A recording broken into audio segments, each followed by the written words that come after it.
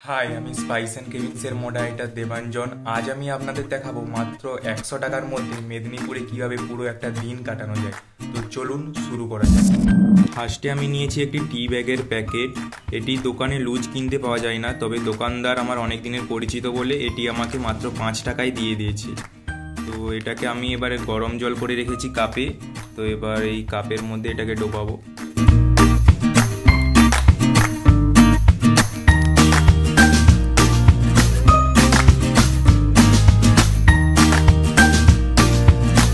এটাকে এবার 2 মিনিট মতো এই গরম জলে ডুবিয়ে রাখবো। তারপরে 2 মিনিট পর আবার তুলে নেব।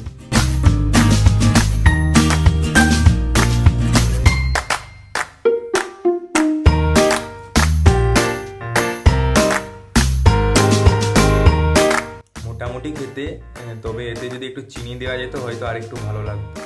আর আমি দোকান থেকে নিয়ে এসেছি দুটো 5 টাকার বিস্কুটের প্যাকেট। এবার আমি এই 2 প্যাকেট বিস্কুট খাবো, দিয়ে রেডি হয়ে কলেজ যাব। আজ 10টা থেকে কলেজ।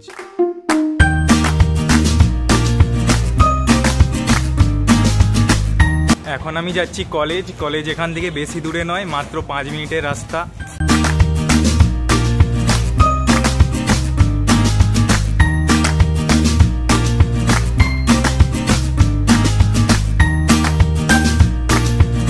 এখন বাজে 2:18। আজকে 10টা থেকে 2টা অবধি পরপর 2টো ক্লাস ছিল। তো এখন আমি যাব কলেজের সামনেরই একটি হোটেলে 40 টাকা সবজি ভাত খেতে। এখন অবধি তাহলে মোট খরচ হলো 40 + 15 মানে 55 টাকা।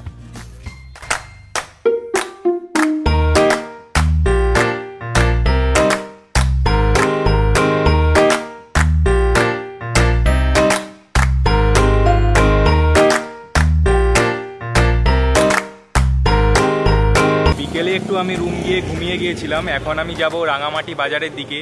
তো যেয়ে দেখা যাক সেখানে কি কি খাওয়া যায়। তো এখন আমি আসছি রাঙামাটির একটি ফুচকা দোকানে। তো এখানে আমি 10 টাকার ফুচকা খাবো। তো এখনো পর্যন্ত টোটাল খরচ হলো 55 + 10 মানে 65 টাকা।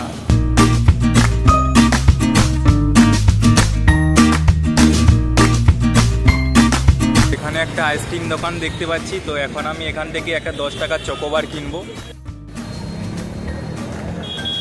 তো এখন আমি এখান থেকে একটা 10 টাকার চকোবার নিব। খাবো একটা 10 টাকার চকোবার।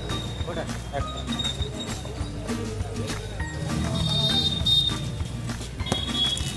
তো 10 টাকার চকোবার নিয়ে নিয়েছি। তো এখনো অবধি মোট খরচ হলো 65 + 10 মানে 75।